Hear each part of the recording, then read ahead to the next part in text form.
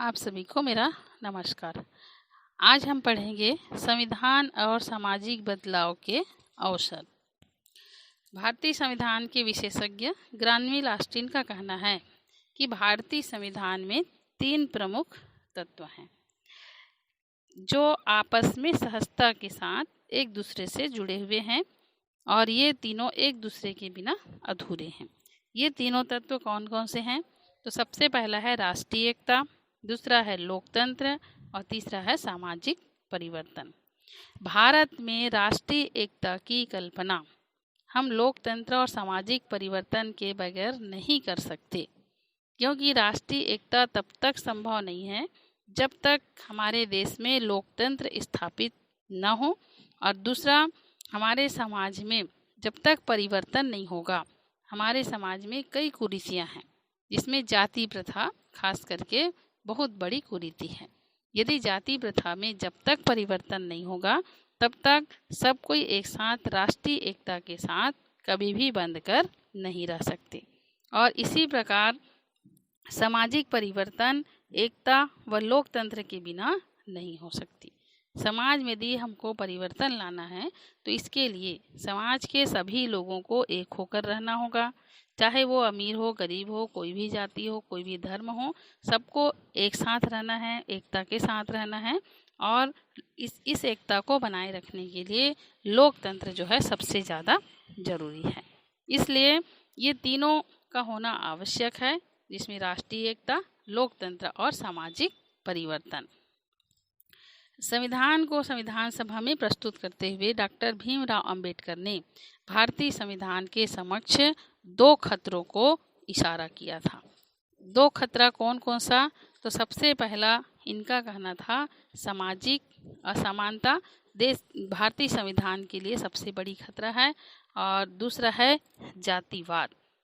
हमारे देश में भारतीय संस्कृति जो है, भारतीय समाज स्तरीकरण और असमानता के सिद्धांतों पर आज भी आधारित है।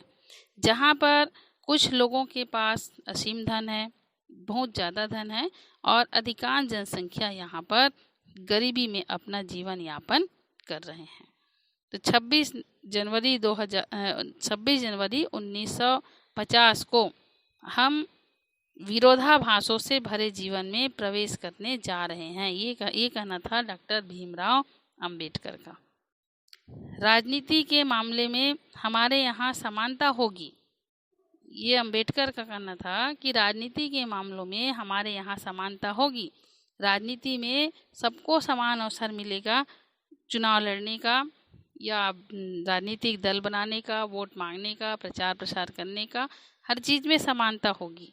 लेकिन ये समानता आर्थिक और सामाजिक जीवन में यहाँ पर कभी नहीं होगी या बहुत कठिनाई पूर्वक होगी। हम अपने सामाजिक और आर्थिक जीवन में कब तक समानता को नकारते रहेंगे, ये प्रश्न किया था भीमराव अंबेडकर ने। और उनका कहना है कि यदि हमारे जीवन में सामाजिक और आर्थिक समानता को नकारा जाता रहेगा तो आने वाले समय में राजनीतिक लोकतंत्र को भी हम संकट में डाल सकते हैं। यानी आर्थिक और सामाजिक असमानता रहेगी तो यहाँ पर राजनीतिक समानता भी खतरे में पड़ जाएगी। जब इस विरोधाभास को जल्द से जल्द समाप्त नहीं किया जाएगा तो ये असमानता बढ़ती ही चली जाएगी। भारत अभी भी एक राष्ट्र नहीं है, क्योंकि भारत आज भी हजारों जातियों में बटा हुआ है। तो जहाँ हजारों जाति बटी हुई है वो एक राष्ट्र कैसे हो सकता है? जातियाँ राष्ट्र विरोधी है। जातियाँ राष्ट्र विरोधी क्यों होती है? क्योंकि भारत में विभिन्न जातियों के बीच आपसी ईर्ष्या और द्वेष पैदा हो रही है। यदि वास्तव में हमें एक राष्ट्र बनाना है तो इस समस्या से निपटना होगा। जो हमारे यहाँ जाति विरोधी भावनाएं हैं, इस समस्या से निपटना होगा। आगे भीमराव अंबेडकर का कहना था कि जब तक हम समाज में स्वतंत्रता, समानता और भाईचारे को स्थापित नहीं करेंगे तब तक राजनीतिक लोकतंत्र अस्थिर बना रहेगा। तो राजनीतिक लोकतंत्र को स्थिर करने के लिए स्वतंत्रता, समानता और भाईचारे को स्थापित करना बहुत ही जरूरी है। हमारे संविधान निर्माता इस बात से सहमत थे कि संवैधानिक तरीके से समाज में मूलभूत परिवर्तन लाना है और संविधान को इस तरह से बनाना है कि समाज में परिवर्तन लाया जा सके, और यदि इस परिवर्तन में सामाजिक बदलाव के आड़े कोई आता है तो संविधान में उचित प्रक्रिया से इसमें संशोधन करके उसको सुधारा जा सकता है। हम देखते हैं कि अमेरिका जैसे देशों के संविधान में व्यक्तिगत स्वतंत्रता और लोकतंत्र को मजबूत करने पर जोर देते हैं, जबकि सोवियत रूस या चीन जैसे कुछ देश में यहाँ के संविधान में सामाजिक परिवर्तन लाने के लिए राज्य को मजबूत करने पर जोर देते हैं। यानी अमेरिका में लोकतंत्र को महत्व देते हैं, लोकतंत्र में जनता को सारे अधिकार मिलने चाहिए, इस पर जोर दिया जाता है। और सोवियत रूस और चीन जैसे देशों में राज्य को सारे अधिकार दे करके सामाजिक परिवर्तन लाने का प्रयास किया गया है। भारतीय संविधान निर्माताओं का प्रयास था कि भारत में लोकतंत्र और व्यक्तियों के निजी अधिकारों को सुदृढ़ करते हुए राज्य को सामाजिक परिवर्तन लाने के लिए पर्याप्त रूप से सशक्त बनाएं।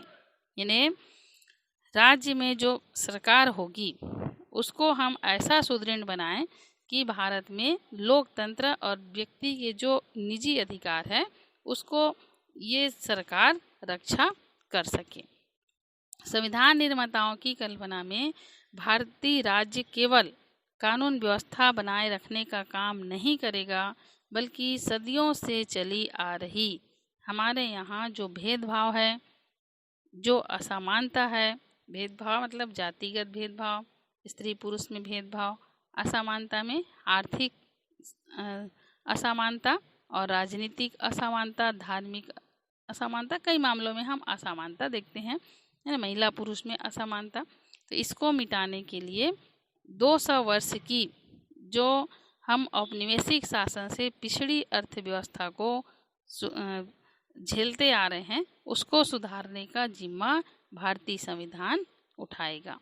और इसी उद्देश्य को सुनिश्चित करने के लिए मौलिक अधिकार भारतीय संविधान में आम जनता के लिए दिया गया है।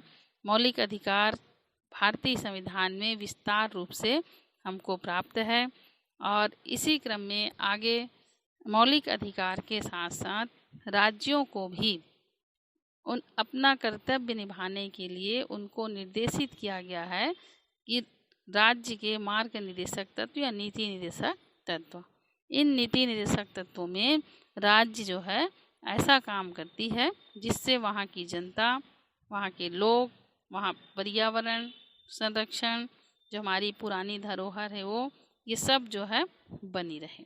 राज्य को दिए गए निर्देशक तत्व, इस निर्देश दिए हुए तत्व इसको हम कहते हैं राज्य के नीति निर्देशक तत्व। तो एक और जनता के लिए मौलिक अधिकार दिए गए हैं, तो राज्य को निर्देशित किया गया है कि इन निर्देशक तत्वों के माध्यम से वो अपने राज्य को अच्छी तरह से चलाएं। संविधान के अनुच्छेद 37 में कहा गया है कि ये तत्व देश के शासन में मूलभूत हैं और विधि बनाने में इन तत्वों को लागू करना राज्य का कर्तव्य होगा। इसमें नीति निर्देशक तत्व में जो महत्वपूर्ण है वो है कि राज्य लोक कल्याण के लिए व्यवस्था बनाएगा। ये राज्य मतलब राज्य में जो सरकार होगी वो सभी क्षेत्रों में सामाजिक न्याय सुनिश्चित करेगा, आय, प्रतिष्ठा, सुविधा और अवसर की असमानता को समाप्त करने का प्रयास करेगा, सबको बराबर का अधिकार देगा। फिर महिलाओं और पुरुषों के बीच समानता लाने का राज्य प्रयास करेगा, जिसमें हर क्षेत्र में, हर जगह में महिला और पुरुष के बीच में समानता लाया जाएगा।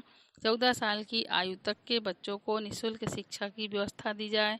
अनुसूचित जाति, जनजाति और अन्य दुर्बल वर्गों के लोगों के शैक्षणिक और आर्थिक हितों की अभिवृद्धि की जानी चाहिए। राज्य के द्वारा ऐसा राज्य को निर्देशित किया गया है। तो भारतीय संविधान में 2 प्रमुख तत्वों को विशेष ध्यान दिया गया है। एक है लोगों को मौलिक अधिकार जनता के लिए, और दूसरा है राज्य के लिए निदेशक तत्व। इन दोनों को यदि सही ढंग से देश में लागू किया जाएगा तो हमारी एकता जो है, राष्ट्रीय एकता, ये निश्चित तौर पर बनी रह सकती है और हमारा देश जो है दिनों दिन तरक्की कर सकता है। आज के इस वीडियो में इतना ही, और आगे वीडियो में हम पढ़ेंगे अगले में। तब तक के लिए मुझे आज्ञा दीजिए। नमस्कार।